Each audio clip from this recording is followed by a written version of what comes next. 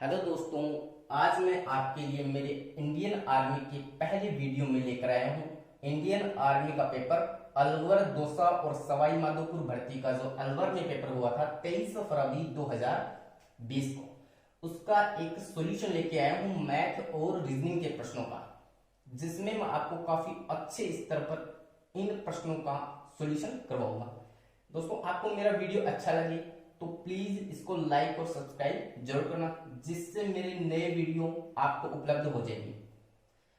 अगर आपको मेरे वीडियो में समझाए हुए प्रश्नों का उत्तर सही ढंग से समझ में नहीं आता है तो मेरे चैनल पर जाकर मेरे वीडियो की प्लेलिस्ट देखना, और प्लेलिस्ट में प्रत्येक टॉपिक का आपको धीरे धीरे मैं उपलब्ध करवा रहा हूँ सॉल्यूशन।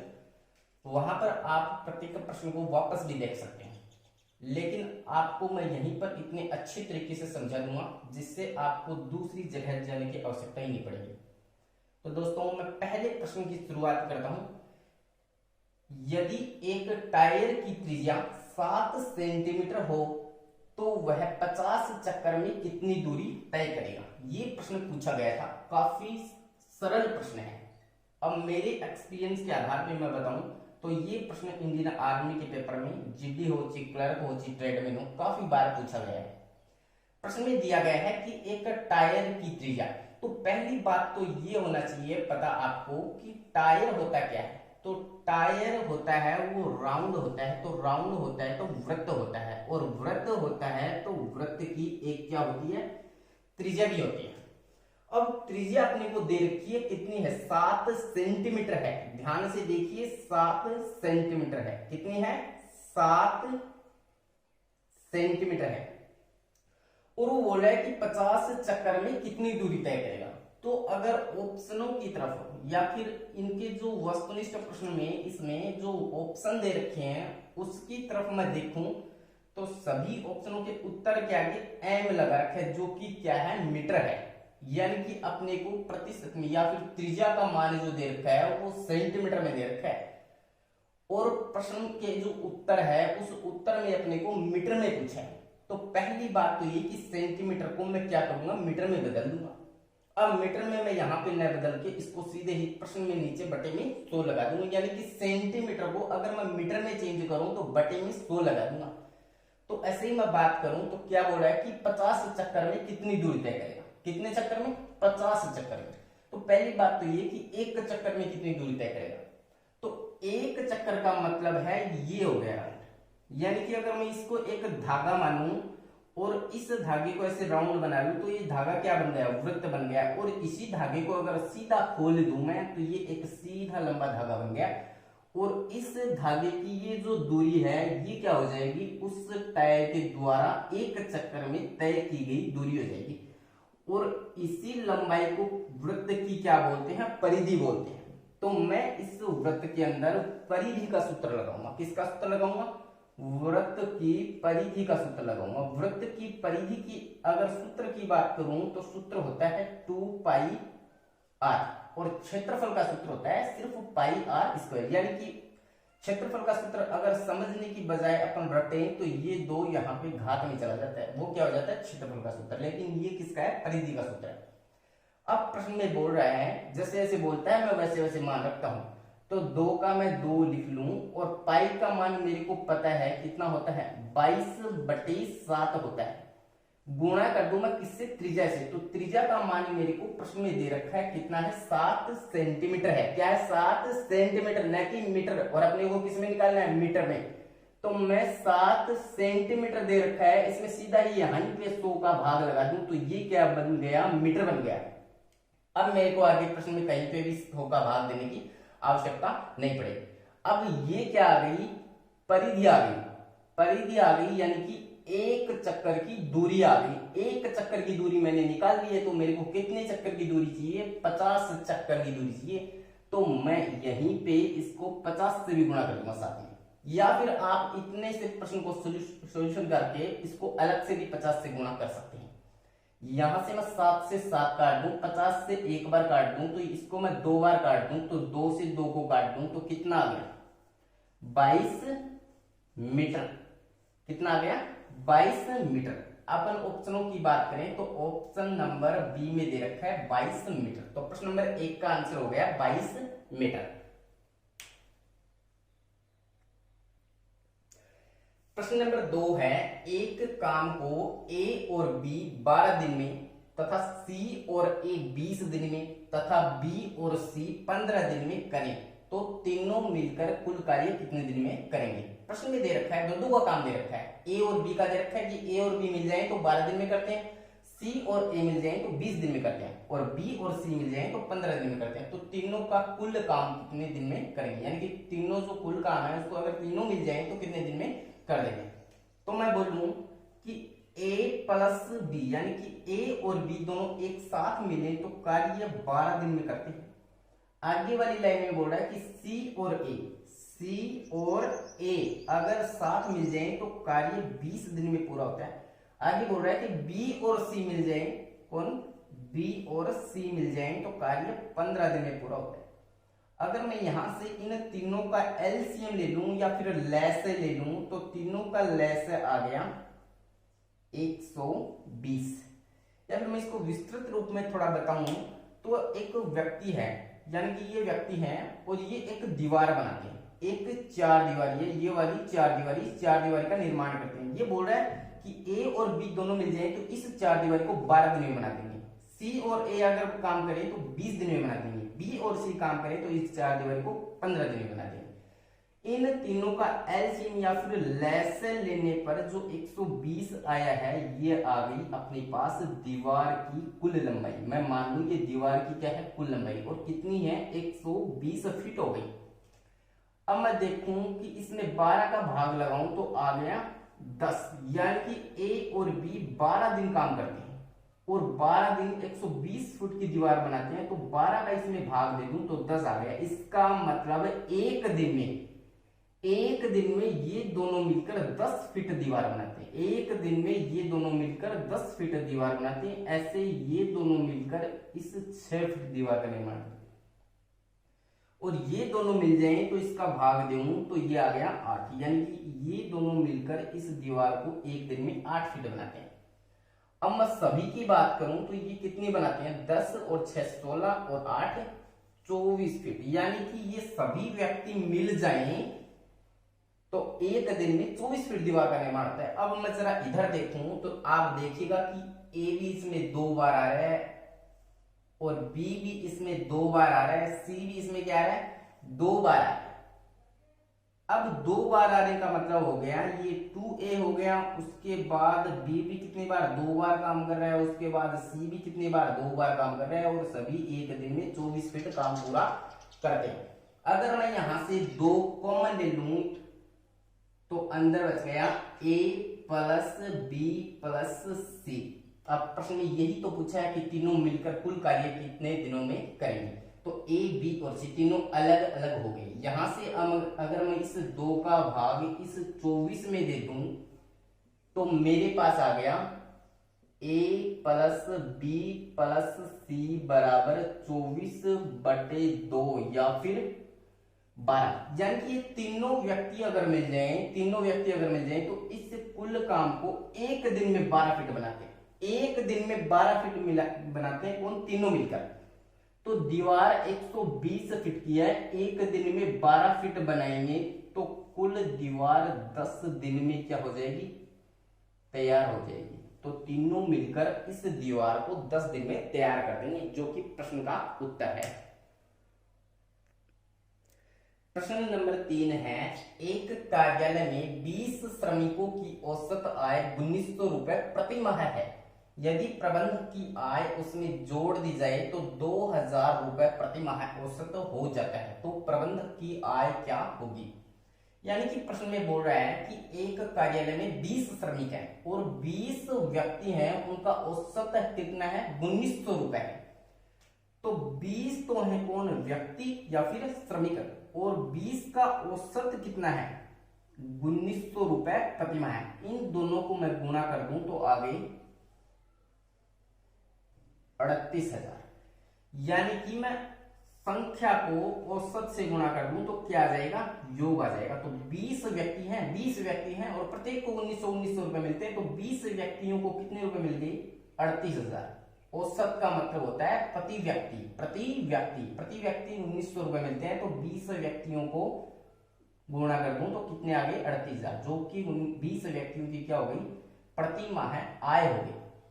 अब बोल रहा है कि यदि प्रबंधक की आय उसमें जोड़ दी जाए, यानी कि एक व्यक्ति और आ गया, वो कौन है, प्रबंधक है, तो 20 से व्यक्ति कितने हो गए, 21 हो गए। और जो औसत है आय है वो प्रति माह कितनी हो गई, अब 2000 हो गई। तो 21 व्यक्तियों की 2000 है तो कितनी हो गई, कुल 42,000 रुपए क्या हो गई, 21 व्यक्तियों की औसत आय होगी। 20 व्यक्तियों की तो 38,000 है, 21 व्यक्तियों की 42,000 है। तो 21वां जो व्यक्ति है या फिर एक व्यक्ति और जो ऐड हुआ है वो प्रबंधक है, और उस प्रबंधक की आय अपने को क्या करनी है, ज्ञात करनी है। तो इसमें क्या बोल रहा है कि 20 व्यक्तियों की आय तो 38,000 है, 21 व्यक्तियों की 42,000 है। इसका मतलब एक व्यक्ति जो ऐड हुआ है उसके कारण इधर भी कुछ जुड़ रहा है, तो वो कितना जुड़ रहा है, तो 42,000 में से 38,000 घटा दूं तो 4,000 रुपए आ गए, जो कि क्या है, इस प्रबंधक की आय हो गई। प्रश्न का उत्तर 4,000 रुपए होगा। प्रश्न नंबर 4 है, एक वृत्ताकार बेलन की ऊंचाई 15 सेंटीमीटर है और उसके आधार की त्रिज्या 7 सेंटीमीटर है, तो उसका आयतन ज्ञात करो। यानी कि क्या है, एक वृत्ताकार बेलन है, एक वृत्ताकार बेलन है। तो पहली बात तो बेलन कैसा होता है, तो बेलन में क्या होता है कि दो वृत्त होते हैं। कितने वृत्त होते हैं, दो वृत्त होते हैं, एक वृत्त ऊपर और एक नीचे। जैसे कि अपना जो बक्सा होता है या फिर ड्रम जिसको बोलते हैं वो होता है, वो एक बेलनाकार आकृति का होता है। अब मैं बात करूं इसकी त्रिज्या की, तो ये इस बेलन की त्रिज्या होती है जिसको आर बोलते हैं। प्रश्न में ये दे रखी है 7 सेंटीमीटर, कितनी, 7 सेंटीमीटर दे रखी है। अब इसमें दे रखी है बेलन की ऊंचाई भी दे रखी है, तो बेलन की जो ऊंचाई होती है वो होती है ये, तो ये ऊंचाई दे रखी है 15 सेंटीमीटर। अब मैं बात करूं क्या पूछा है इसमें, बेलन का आयतन पूछा है। तो बेलन के आयतन का फॉर्मूला क्या होता है, तो पहली बात तो ये कि आयतन होता क्या है। आयतन का मतलब होता है जैसे कि कोई टंकी है, उस टंकी में जितना पानी आ रहा है वो क्या है, उस टंकी का आयतन है। और आयतन है तो पानी कितनी दूर में आ रहा है, तो आधार में आ रहा है। तो सीधा सा एक फॉर्मूला अगर आपको नहीं याद हो तो आधार का क्षेत्रफल ज्ञात करें और आधार के क्षेत्रफल को ऊंचाई से गुणा कर दें, क्या आ जाएगा, आयतन आ जाएगा। तो इस बेलन की मैं बात करूं तो इसका आधार क्या है, ये है, तो इसका आधार ये भी हो सकता है क्योंकि दोनों साइड सेम है, तो इसका आधार ये है।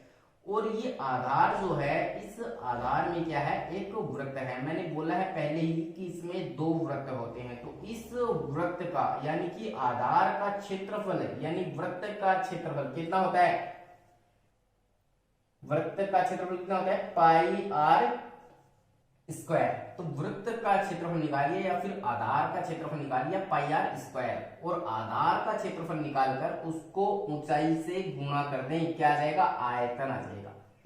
तो बेलन के आयतन का फॉर्मूला हो गया पाई आर स्क्वायर एच। अब मैं पाई का मान लिखूं तो 22/7 गुणा में आर स्क्वायर का मान रखूं तो आर का मान दे रखा है मेरे को 7 सेंटीमीटर, तो स्क्वायर का मतलब है आर को 2 बार लिखना है, और ऊंचाई का मान दे रखा है 15 सेंटीमीटर है। सब कुछ सेंटीमीटर में दे रखा है, सेंटीमीटर में, तो ऑप्शन में भी अपने को सेंटीमीटर में दे रखा है, तो अपने को कुछ नहीं बदलना है। 7 से 7 कट गया, इस 22 को मैं 7 से गुणा कर दूं तो आ गई 154, और इसको मैं 15 से गुणा कर दूं तो इसका गुणा आ गया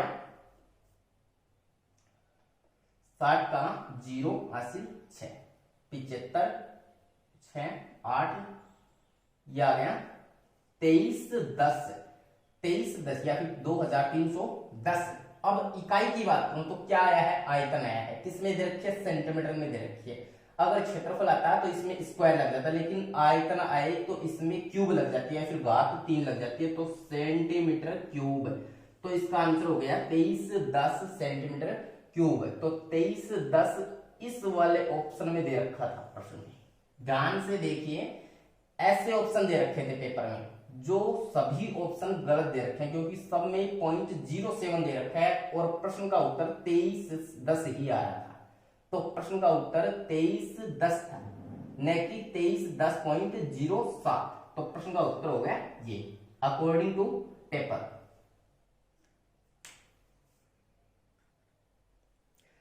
प्रश्न नंबर 5 है, 1 मीटर लंबे तार के बने वृत्त का क्षेत्रफल ज्ञात करो।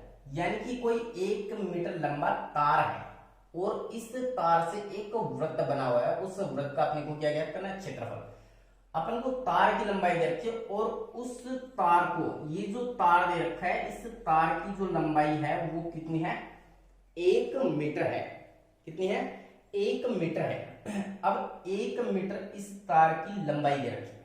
अब इस तार को अगर मैं ऐसे का ऐसा मोड़ दूं और मोड़ कर एक वृत्त बना दूं, मोड़ कर एक वृत्त बना दूं, तो इस वृत्त की ये वाली जो दूरी है ये कुल कितनी हो जाएगी, 1 मीटर हो जाएगी। और इस वृत्त की जो त्रिज्या है वो मेरे को पता नहीं है, तो मैं कितना लिखूं, r लिखूं। तो ये वाली दूरी 1 मीटर हो जाएगी, जो कि क्या होती है, वृत्त की परिधि होती है। यानी कि अपने को वृत्त की परिधि का फॉर्मूला लगाना है। परिधि दे रखी है तो परिधि का फॉर्मूला लगा लेंगे, क्या होता है, 2πr। अब परिधि आपको दे रखी है, कितनी है, 1 मीटर है, तो मैं 1 मीटर लिख लूंगा। प्रश्न में ऑप्शन जो दे रखे थे उसमें सेंटीमीटर में उत्तर दे रखे हैं, प्रश्न में जो उत्तर दे रखे हैं उसमें सेंटीमीटर में दे रखा है, तो मैं इस 1 मीटर को सेंटीमीटर में कन्वर्ट कर दूंगा, तो इसको कर दूंगा मैं 100 से गुणा। तो परिधि अपने को दे दी 100 सेंटीमीटर, तो बराबर 2πr। या फिर मैं यहीं पे पाई का मान रखूं तो 22/7 गुणा में क्या आएगा, r। अब मैं यहां से मान निकालूं तो ये कितना आ गया, r बराबर आ गया 100 के गुणा में चला गया 7 और बटे में आ गया 2 गुणा 22। ये किसका मान आ गया, ये वृत्त की त्रिज्या आ गई। अब मेरे को क्या ज्ञात करना है, क्षेत्रफल ज्ञात करना है। तो त्रिज्या मैंने निकाल ली है, मैं इसका सॉल्यूशन यहाँ पे नहीं करूंगा, मैं आगे इसका सॉल्यूशन करूंगा, थोड़ा सरल हो जाएगा सॉल्यूशन और भी। तो मैं इस वृत्त का क्षेत्रफल ज्ञात करता हूं। वृत्त के क्षेत्रफल का सूत्र होता है πr²। वृत्त के क्षेत्रफल का सूत्र होता है πr²। तो मैं इस फॉर्मूले में मान रखूंगा, तो पाई का मान हो गया 22/7 और r² की वैल्यू अपने को दे रखी है, r की वैल्यू ये वाली दे रखी है। तो एक बार r है तो इस पे 2 लगाओ, तो हर वैल्यू को अपन 2-2 बार लिख लेंगे। तो मैं 100 को भी 2 बार लिख लूं और 7 को भी 2 बार लिख लूं और नीचे वाले 2 को भी 2 बार लिख लूं और इस वाले 22 को भी मैं 2 बार लिख लूं। तो 22 से कट गया 22 और इस 7 से कट गया ये 7। अब मैं बात करूं इस 4 की, तो ये कट गया 25 बार और मैं बात करूं इसकी, तो ये 11 से कट गया, 2 से कट गया 11 बार और ये कट गया 50 बार। इनको गुणा करूं तो आ गई 125, 1250। इसमें लगाऊंगा मैं 11 का भाग। अपने पास प्रश्न में यहां पर 7 और शेष था, तो मैं इस 7 को भी यहां पे क्या कर दूं, गुणा कर दूं। अब मैं इनको गुणा करूं और गुणा करके 11 का भाग लगाऊं तो इसका आंसर आएगा 795.45। और क्या, क्षेत्रफल। और किसमें निकाल रहे हैं, सेंटीमीटर में, तो सेंटीमीटर स्क्वायर, जो कि प्रश्न का उत्तर है।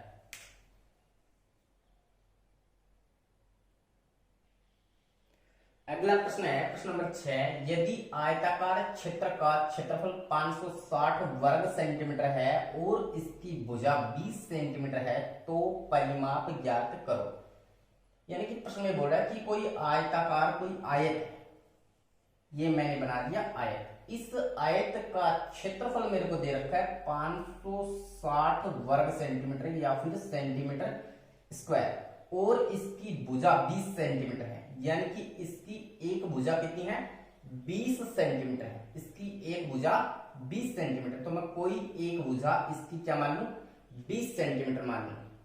तो इसका परिमाप ज्ञात करना है। तो पहली बात तो ये कि परिमाप ज्ञात करने का सूत्र क्या होता है, तो मैं यहां से निकालूं तो प्रश्न में दे रखा है 560 सेंटीमीटर क्या है क्षेत्रफल, और एक भुजा दे रखी है 20 है। तो आयत का क्षेत्रफल का दे रखा है मेरे को फॉर्मूला, क्या होता है, लंबाई गुणा में चौड़ाई। अब क्षेत्रफल आपको दे रखा है कितना है 560, तो मैं क्षेत्रफल की जगह 560 रख दूंगा, बराबर की जगह बराबर रख दूंगा, लंबाई या फिर चौड़ाई मैं 1 मान लूंगा, कोई भी क्या 20, और गुणा में b रख दूं या फिर इसको मान लू अक्स।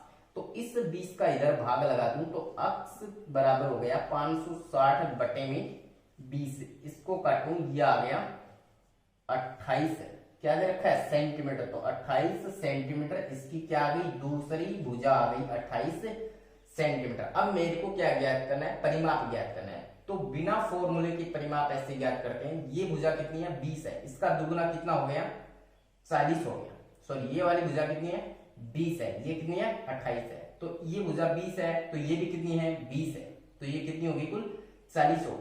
ये वाली 28 है तो ये भी कितनी होगी 28, तो 28 और 28 56 होगा। और मैं 40 और 56 को ऐड कर दूं या फिर दोनों को मैं जोड़ दूं तो मेरे पास आ गया 96, जो किस में आया है सेंटीमीटर में आया है, क्योंकि अपने वो जो माप दे रखी थी वो वर्ग सेंटीमीटर में दे रखी थी, तो परिमाप किस में आएगा सेंटीमीटर में आएगा। तो प्रश्न का उत्तर हो गया 96 सेंटीमीटर। अगला प्रश्न, प्रश्न नंबर 7 है, एक वृत्त की त्रिज्या 28 मीटर है, तो वृत्त का क्षेत्रफल ज्ञात करो।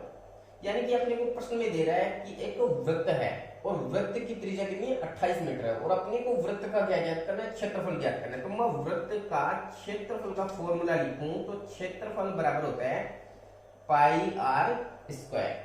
अब वृत्त का क्षेत्रफल पाई आर स्क्वायर होता है, और अपने को त्रिज्या का मान दे रखा है कितना है 28 मीटर में है 28 मीटर, तो मैं यहां से पाई का मान रखूं 22/7, गुणा में कर दूं 28 का वर्ग या फिर आर का स्क्वायर, तो आर गुणा आर या फिर 28 गुणा 28। अब मैं इसको 7 से काट दूं तो ये कट गया 4 बार, 22 को मैं 4 से गुणा करूं तो आ गए मेरे पास 88, और फिर इसको मैं कर दूं 28 से गुणा, तो मेरे पास प्रश्न का उत्तर आ गया 2464 मीटर स्क्वायर। स्क्वायर इसलिए लगा है क्योंकि वृत्त का क्या ज्ञात करना है क्षेत्रफल, तो इसको मैं बोल सकता हूं वर्ग मीटर या फिर मीटर स्क्वायर। तो प्रश्न का उत्तर हो गया 2464। प्रश्न नंबर 8 है, ऐसा प्रश्न दे रखा था जो कि रीजनिंग का प्रश्न है, श्रृंखला या फिर सीरीज का प्रश्न है। इसमें क्या किया था, अगले ने कुछ संख्याएं दी थी और आगे की एक संख्या गायब कर दी और उसकी जगह प्रश्नवाचक चिन्ह लगा दिया। इसका मतलब हो गया इस जगह पर कौन सी संख्या आएगी। तो मैं ऐसी बात करूं कि ये जो संख्याएं हैं ये कैसे आई है, ये जो संख्याएं बढ़ रही है ये किस कारण बढ़ रही है, कौन सा रूल लग रहा है इसमें। तो इसमें लग रहा है जैसे कि 39 के बाद आ गए 41 है, तो इसमें क्या हुआ कि इसने 2 जोड़ दिए, 39 में 2 जोड़ दिए 41 आ गया, फिर इसने 41 में वापस 2 जोड़ दिए तो 43 आ गई, फिर इसने 43 में 2 जोड़ दिए तो 45 आ गए, और फिर इसने 45 में ये अगर 2 जोड़े, अगर सभी संख्याओं में 2-2 ऐड हो रहा है तो आप आगे भी इसमें 2 ऐड कर दें। तो प्रश्न में 45 में 2 ऐड कर दूंगा तो कितना आ जाएगा 47 आ जाएगा, जो कि प्रश्न का क्या हो जाएगा उत्तर हो जाएगा। अगला प्रश्न भी सेम ही दे रखा था, यानी कि ऐसे प्रश्न 2 दे रखे थे। और मैं बात करूं आर्मी के पेपर की, तो आर्मी के पेपर में 2 नहीं तो 1 प्रश्न तो आता ही है, यानी कि आर्मी का पेपर इस प्रश्न के बिना कभी होता ही नहीं है। मैं मेरे एक्सपीरियंस के आधार में बताता हूं, आर्मी के प्रत्येक पेपर में ये प्रश्न हमेशा आता है, हमेशा। तो अगला प्रश्न है, 1 आ रहा है, 1 के बाद आ रहा है 9, 9 के बाद आ रहा है 25, 25 के बाद 49, फिर एक संख्या गायब कर दी और आगे वाली संख्या दे दी। तो ऐसा ही रूल इसमें है। लेकिन इस प्रश्न को करने के लिए मैं आपको एक बात बता दूं कि आर्मी के जो बच्चा तैयारी कर रहे हैं उस विद्यार्थी को, प्रत्येक विद्यार्थी को कम से कम 1 से लेकर 30 तक वर्ग याद होनी चाहिए। 1 से लेकर 30 तक वर्ग उसको याद होनी चाहिए, और 1 से लेकर 15 तक घन उसको याद होनी चाहिए, और कम से कम 1 से लेके 20 तक उसको पहाड़े याद होनी चाहिए। अगर ये चीजें जिस भी विद्यार्थी की याद होती है, तो आर्मी के पेपर में 20 में से 5 प्रश्न तो देखते ही सही हो जाते हैं। आर्मी के पेपर में 20 में से 5 प्रश्न देखते ही सही हो जाएंगे। तो मैं इस प्रश्न की बात करूं कि इस प्रश्न में कौन सा रूल लग रहा है, तो मैं देखूं तो सभी संख्याएं एक पूर्ण वर्ग संख्याएं हैं। पूर्ण वर्ग संख्याएं भी होती है जो किसी संख्या का वर्ग करने पर प्राप्त हो। तो मैं एक की बात करूं तो एक का ही क्या होता है, वर्ग होता है। अगर आगे वाली संख्या की बात करूं तो दे रखा है अपने को 3 का वर्ग दे रखा है, आगे वाले में 5 का वर्ग दे रखा है, आगे वाले में अपने को 7 का वर्ग दे रखा है। अब यहां से मैं देखूं तो 1 के बाद 2 छोड़ दिया 3 आ गया, 3 के बाद 4 छोड़ दिया 5 आ गया, 5 के बाद 6 छोड़ दिया 7 आ गया। तो मैं 7 के बाद 8 छोड़ दूंगा, क्या लिख दूंगा, 9 लिख दूंगा, क्योंकि 9 के बाद इसने 10 को छोड़ा है और क्या लिखा है, 11 लिखा है। तो 9 का वर्ग हो गया 81, तो प्रश्नवाचक चिन्ह की जगह आ जाएगा 81, जो कि प्रश्न का उत्तर होगा। अगला प्रश्न, प्रश्न नंबर 10 है, वह छोटी से छोटी संख्या ज्ञात करो जिसको 175 में घटाने पर एक पूर्ण वर्ग बनता है। मैंने पहले वाले प्रश्न में बात की थी कि पूर्ण वर्ग, तो मैं बता दूं कि हर प्रश्न ऐसा जिसके वर्ग याद होगा वही कर सकता है। तो आर्मी के पेपर में मैथ करने के लिए आपको वर्ग याद करने ही पड़ेंगे। जैसे कि ये वाला प्रश्न है, ये बोल रहा है कि एक संख्या है उसको 175 में घटा दूं, और वो क्या होनी चाहिए, छोटी से छोटी संख्या होनी चाहिए वो, और 175 में से मैं उसको घटा दूं तो 175 क्या बन जाएगा, एक पूर्ण वर्ग बन जाएगा। तो छोटी संख्या कौन सी है, 2 है। 175 में मैं 2 घटाऊं तो 173, जो एक पूर्ण वर्ग संख्या नहीं है। 175 में मैं 3 घटा दूं तो आ गया 172, ये भी एक पूर्ण वर्ग संख्या नहीं है। 175 में मैं अगर 7 घटा दूं तो आ गया 168, जो कि एक पूर्ण वर्ग संख्या नहीं है। 175 में से मैं 6 घटा दूं तो आ जाएगा 175 में अगर मैं 6 घटा दूं तो आ जाएगा मेरे पास 169, जो कि एक पूर्ण वर्ग संख्या है। और ये संख्या किसका पूर्ण वर्ग है, तो ये 13 का अगर मैं वर्ग कर दूं तो मेरे पास वापस क्या आ जाएगा, 169 आ जाएगा। तो प्रश्न का उत्तर हो गया ए या फिर 6। 175 में 6 घटा दूंगा, पूर्ण वर्ग बन जाएगा। अगला प्रश्न 11 नंबर प्रश्न है, एक संख्या में वही संख्या तथा 5 जोड़ने पर उत्तर 17 आता है, तो उस संख्या ज्ञात करिए। यानी कि प्रश्न में बोल रहा है कि एक संख्या है, तो मैं इस प्रश्न को अगर बेसिक से करूं तो मैं मान लूं कि एक संख्या है, मेरे पास क्या है, अक्स है, और बोल रहा है कि एक संख्या में वही संख्या यानी कि जो अपन ने मानी है वही संख्या जोड़ने पर और 5 भी जोड़ने पर, बोल रहा है कि एक संख्या और उस संख्या में वही संख्या तथा 5 जोड़ने पर उत्तर क्या आता है, 17 आता है। तो यहां से मैं निकालूं तो अक्स और अक्स यानी कि एक अक्स और एक अक्स कितने अक्स हो गई, 2 अक्स हो गई। अगर मैं बराबर में इस +5 को उधर लेके जाऊं तो ये हो गया माइनस का, तो 17 माइनस 5, तो अक्स बराबर हो गया, यहां से 2 अक्स बराबर हो गया 12, और मैं इस 2 का इसमें भाग लगा दूं तो अक्स का मान आ गया 6, जो कि प्रश्न का उत्तर हो जाएगा। यानी कि वो जो संख्या पूछी है अपने को वो क्या आ गई, 6 आ गई। इस प्रश्न को अगर इस बेसिक तरीके से न निकालें और ऑप्शन से निकालें तो ऑप्शन वाला तरीका एकदम बेस्ट है। जैसे कि बोल रहा है कि एक संख्या और उस संख्या में वही संख्या वापस जोड़ दूं और उसमें 5 और जोड़ दूं तो कितना आ जाए, 17 आ जाए। तो मैं देखूं कि इन ऑप्शनों में ही है वो संख्या, तो मैं ऑप्शन नंबर डी ले लूं। तो जैसे कि इसमें 5 है और 5 में 5 और जोड़ दूं तो 10, 10 में और 5 जोड़ दूं तो 15 बने। लेकिन मैं 6 लेके चलूं तो 6 और 6 में वापस वही संख्या यानी 6 और जोड़ दूं तो कितने हो गए, 12 हो गए, और 12 में 5 और जोड़ दूं तो कितना आ गया, 17 आ गया। तो मैं ऐसे सीधा निकाल सकता हूं इसका उत्तर। तो प्रश्न का उत्तर हो गया 6। प्रश्न नंबर 12 है, एक मोटरसाइकिल 140 मीटर दूरी को 18 सेकंड में तय करती है, तो किलोमीटर प्रति घंटे में गति ज्ञात करो।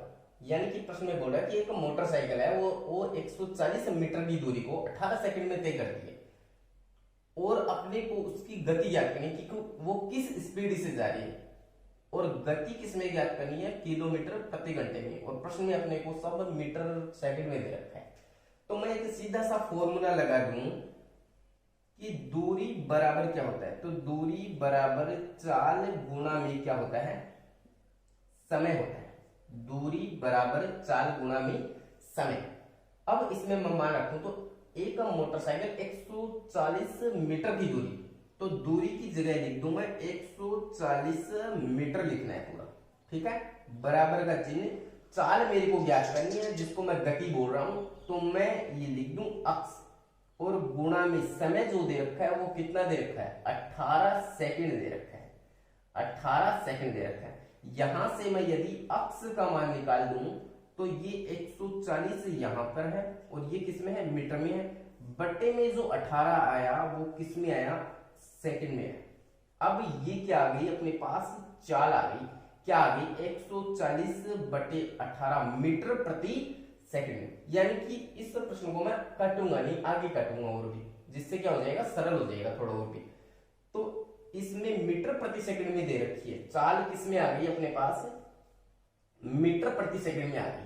अब मीटर प्रति सेकंड में नीचे अपने को किस में चाहिए, किलोमीटर प्रति घंटे में, तो ये छोटी इकाई होती है और ये वाली बड़ी इकाई होती है। तो रटने का एक तरीका बताता हूं सीधा, जिसके 5 बटे 18 और 18 बटे 5 का चक्कर नहीं समझ में आए, वो ऐसे भी कर सकता है इसको, कि अगर छोटी इकाई दे रखी है और बड़ी में बदलना है, छोटी अपने को क्या दे रखी है, मीटर प्रति सेकंड, और बड़ी में अपने को क्या करना है, बदलना है। तो मैं क्या करूंगा, 140 बटे 18 को गुणा कर दूंगा किससे, जब अपने को बदलना बड़ी वाली संख्या में है तो बड़ी संख्या ऊपर लिखूंगा और छोटी संख्या नीचे लिखूंगा, 18 बटे 5।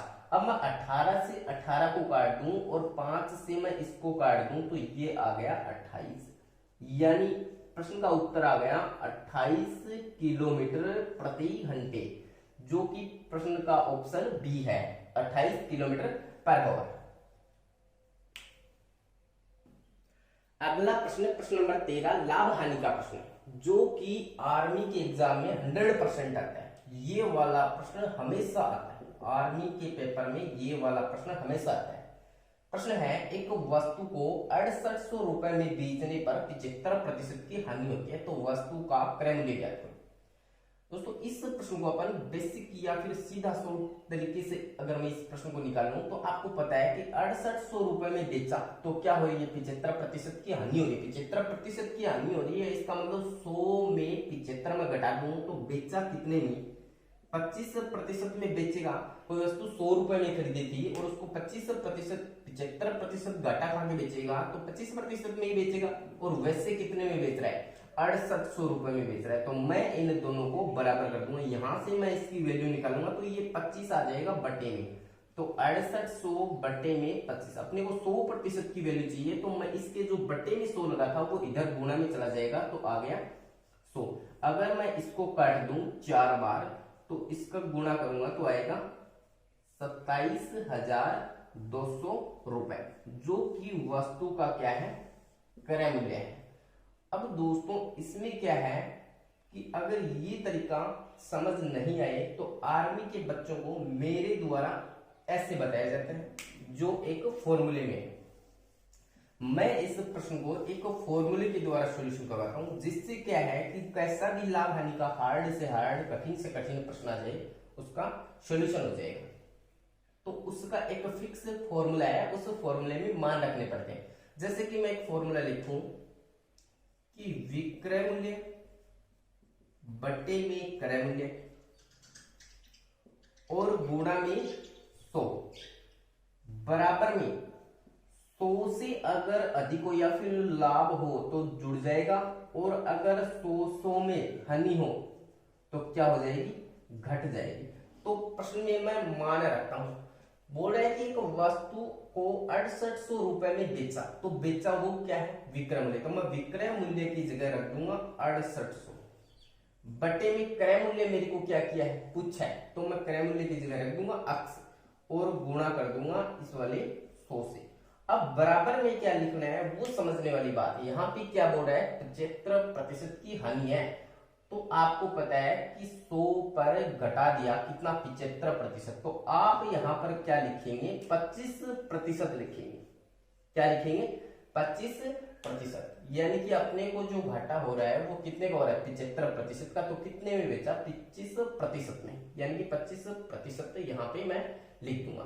तो मैं इस 25 को अगर इधर लेके आऊं और अक्स को यहाँ पे ले जाऊं, यानी कि इस अक्स को इस बराबर के मैं इधर ले जाऊं और इस 25 को मैं यहाँ पे रख दूं, तो इससे ये एक बार कट गया, ये कट गया 4 बार, तो फिर वापस इसका आंसर वही आ गया 27,200 रुपए, जो कि वस्तु का क्या है, क्रय मूल्य।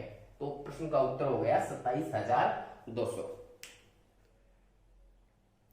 प्रश्न नंबर 14 है, एक संगीत विद्यालय में 70% लड़के हैं, यदि लड़कियों की संख्या 255 हो तो लड़कों की संख्या ज्ञात करो। यानी कि प्रश्न में बोल रहा है कि एक विद्यालय है और उस विद्यालय में कुछ तो क्या है, लड़के हैं और कुछ कौन है, लड़की है। अब मैं बात करूं, बोल रहा है कि 70% लड़के हैं, अपने को प्रश्न में बोल रहा है कि लड़के कितने हैं, 70%, तो लड़कों के नीचे में 70% लिख दो, तो कुल संख्या जो होती है वो अपने आप में 100% होती है, तो उसमें से 70% अगर लड़के हैं तो लड़कियां कितनी शेष बची, प्रतिशत में 30% शेष बची। आगे बोल रहा है कि लड़कियों की जो संख्या है वो कितनी है, 255 है, तो लड़कियों की संख्या प्रतिशत में 30% और हकीकत में दे रखी है 255, तो मैं 30% जो लड़कियों की प्रतिशत में संख्या है उसको हकीकत की क्या कर दूंगा, बराबर कर दूंगा। इससे अपने पास 100% की वैल्यू आ जाएगी, तो मैं 1 के बराबर करूं 255, बटे में क्या आ जाएगा, 30 आ जाएगा, गुणा में क्या आ जाएगा, 100 आ जाएगा। 1 शून्य से मैं इसको काट दूं और इसको काटूं तो 8 और 5 850, यानी कि ये जो 850 आई है ये विद्यालय में कुल विद्यार्थियों की संख्या है, यानी कि लड़के और लड़कियां मिला दूं तो कितने हो गए, 850। अब पूछा क्या है, लड़कों की संख्या पूछी है, तो लड़के 70% है, लड़के कितने हैं, 70%, या तो मैं 850 में से लड़कियों की संख्या जो 255 दे रखी है वो घटा दूं तो भी लड़कों की संख्या आ जाएगी, या फिर मैं क्या करूं, 850 का 70% निकाल दूं, जो 70% निकाला है वो क्या है, लड़के हैं, तो 2 शून्य से मैं 2 शून्य काट दूं तो इसको गुणा करूं तो ये आ गया 595, जो कि क्या है, लड़कों की संख्या आ गई। तो प्रश्न में ऑप्शन दे रखा है सी, 595 लड़कों की संख्या। अगला प्रश्न नंबर 15 है, यदि दो संख्याओं का गुणा 4725 और उनका एचसीएफ या फिर महत्तम समापवर्तक 15 हो तो एलसीएम लघुत्तम समापवर्तक ज्ञात करो। यानी कि प्रश्न में बोल रहा है कि दो संख्या है और उन दोनों संख्याओं का गुणनफल अपने को दे रखा है और उसका एचसीएफ भी दे रखा है, तो अपने को क्या ज्ञात करना है, एलसीएम ज्ञात करना है। तो इसका एक सीधा सा फॉर्मूला होता है, लैसे और मैसे के प्रश्न में यही प्रश्न कई बार पूछा जाता है एग्जाम में, या फिर इससे भी सरल लैसे और मैसे निकालना ही सीधा पूछा जाता है।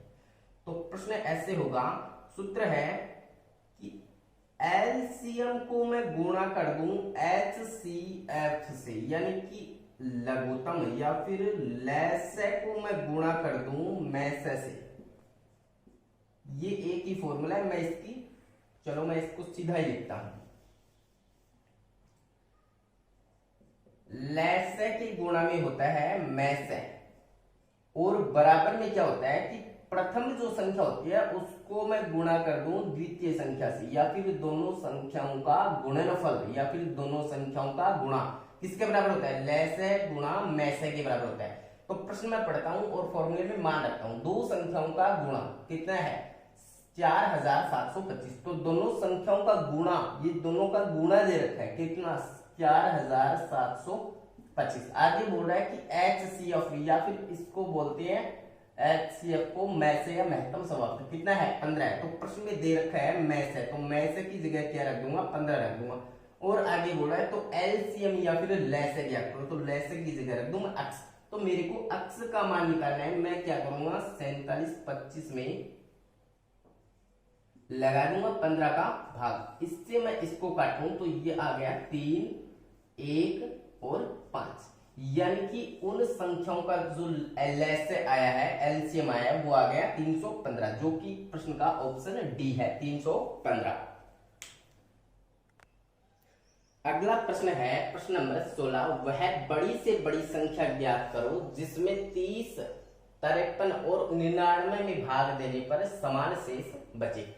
यानी कि अपने को तीन संख्याएं दे रखी है 30 53 और 99। ये बोला कि इन तीनों संख्याओं में ऑप्शन में एक बड़ी से बड़ी ऐसी संख्या है उसका मैं भाग दे दूं तो सेम शेष बचेगा या फिर समान शेष बचेगा, और वो संख्या क्या होनी चाहिए बड़ी से बड़ी होनी चाहिए। तो बड़ी वाली संख्या कौन सी है 23 है, तो मैं 23 से चेक करके देखता हूं सीधा भाग लगा के। तो मैंने बोला था आपको कि पहाड़े याद होने जरूरी है, तो मैं 23 का पहाड़ा एक बार बोलूं तो 23 का पहाड़ा एक बार बोलूं तो शेष बच गया 7, यानी कि 23 एकम 23, तो शेष बच गया 30 में से 23 गए 7 बच गए, 23 दूनी 46 और 46 में से 53 घटा दूं तो फिर 7 शेष बच गए।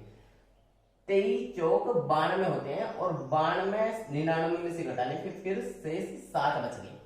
इसका मतलब हो गया प्रश्न का उत्तर हो गया डी 23, यानी कि 23 का मैं इन तीनों संख्याओं में अलग अलग भाग लगाऊं तो मेरे पास बराबर बराबर 7 शेष बचेगा। तो प्रश्न का उत्तर हो गया 23 डी। अगला प्रश्न प्रश्न नंबर 17 है, यदि PALE को 21 24 लिखते हैं और EARTH को 41 590 लिखे तो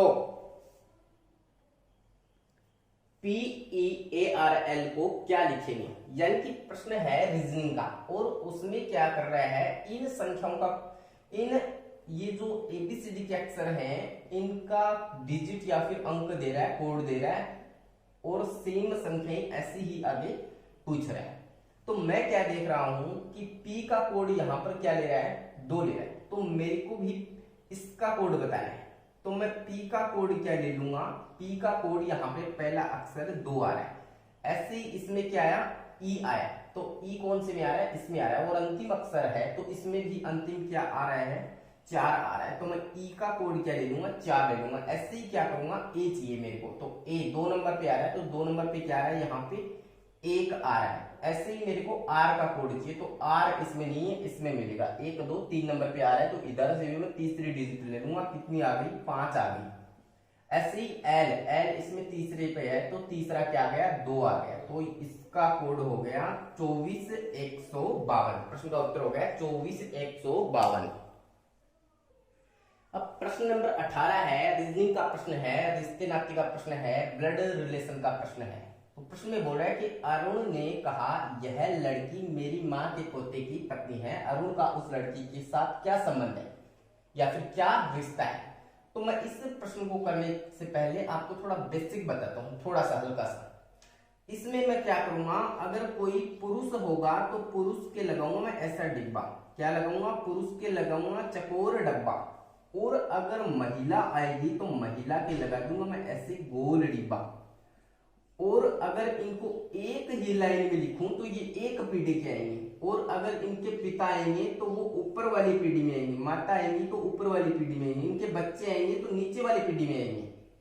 ऐसे ही मैं क्या करता हूं एक रिलेशन और बनाता हूं, जैसे कि मैं अगर इनके बीच सीधी लाइन खींच दूं तो ये दोनों भाई और बहन हो जाएंगे, लेकिन अगर मैं इसी लाइन को थोड़ा तिरछा कर दूंगा तो ये दोनों हो जाएंगे पति और पत्नी। तो मैं प्रश्न को करना स्टार्ट करूं, बोला कि एक अरुण है तो मैं इधर अरुण का चित्र बना देता हूं, अरुण पुरुष है तो मैं डिब्बा लगा देता हूं और इसमें लिख दिया ए अरुण। अब इसने कहा यह लड़की, यानी कि किसी लड़की की तरफ वो इशारा कर रहा है, तो मैं मान लूं कि ये लड़की वो है। लड़की को मैंने बोला है कि गोल डिब्बा से लिखेंगे, अब बोल रहा है कि यह लड़की मेरी माँ के, यानी कि इस अरुण बोल रहा है कि मेरी माँ के, अरुण बोल रहा है कि मेरी माँ, तो इसकी माँ इसकी ऊपर वाली पीढ़ी में आएगी और महिला है तो गोल डिब्बा आएगा। इसकी माँ के पोते, यानी कि इसकी माँ का पोता कौन हो जाएगा, इसी का बेटा हो जाएगा, पुरुष हो जाएगा, यानी कि इसके नीचे वाली पीढ़ी में आएगा।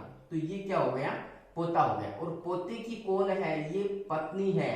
कौन है, ये लड़की, इस लड़की की बात कर रहे हैं कि यह लड़की मेरी माँ के पोते की पत्नी है। तो पत्नी को मैं तिरछी लाइन से व्यक्त करूंगा। अब बोल रहा है ये तो अरुण है, ये वो कौन है, लड़की है।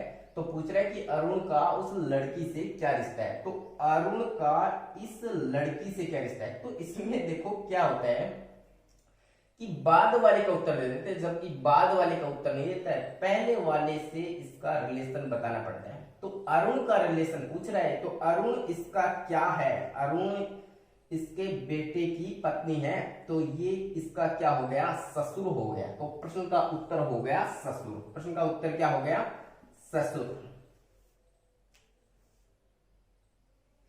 अगला प्रश्न है दिशा संबंधित प्रश्न, रीजनिंग से पूछा गया। क्या पूछा, एक आदमी 1 किलोमीटर पूर्व की तरफ चलता है। जैसे जैसे बोलता है मैं वैसे वैसे करता जाता हूं। मैंने ये सेंटर पॉइंट मान लिया कि मेरा घर यहां पे था।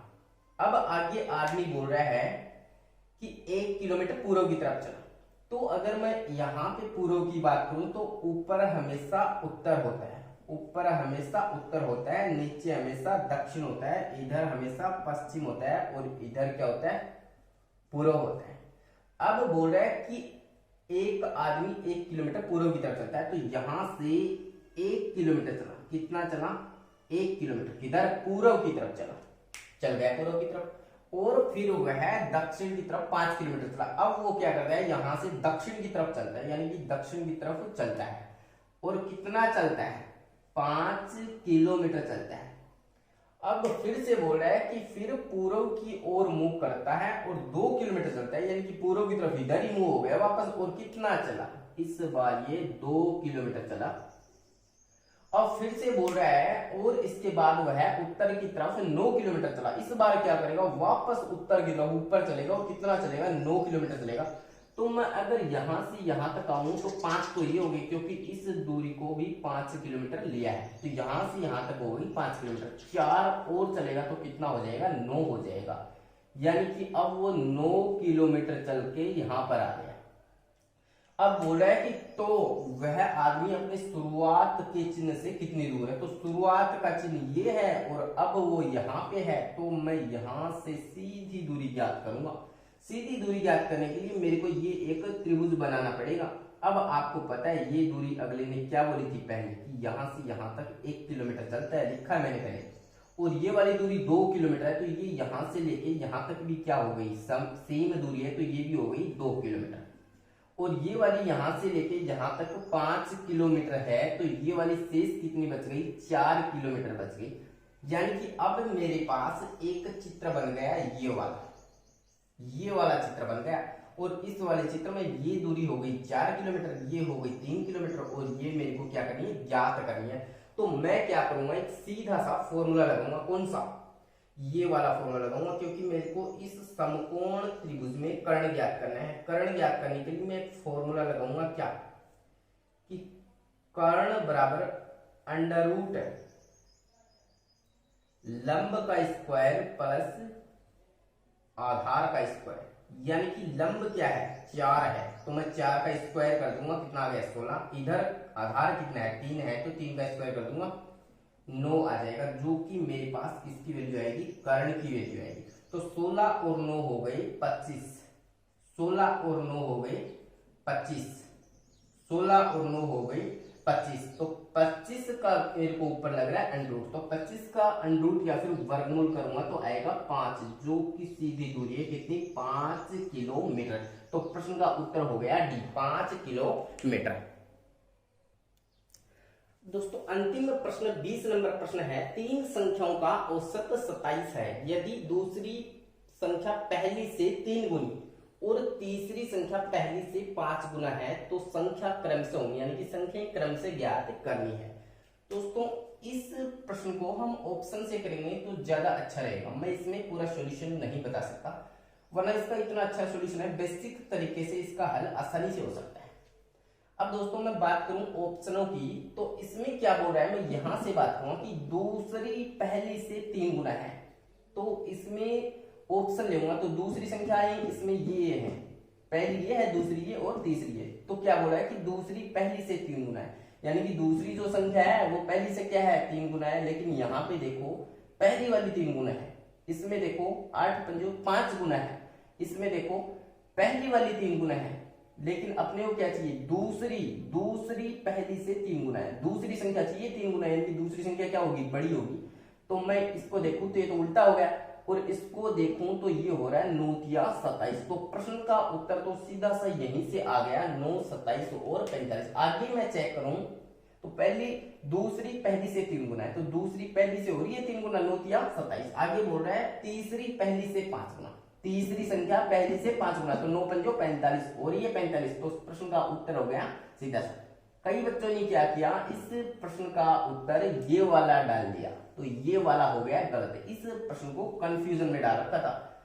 तो इस प्रश्न का उत्तर होगा 9, 27 और 45। तो दोस्तों ये था इस वीडियो का सॉल्यूशन। अगर आपको अच्छा लगे तो प्लीज कमेंट बॉक्स में कमेंट करके जरूर बताएं, ताकि मैं आगे भी ऐसे ही वीडियो अपलोड करूं। धन्यवाद।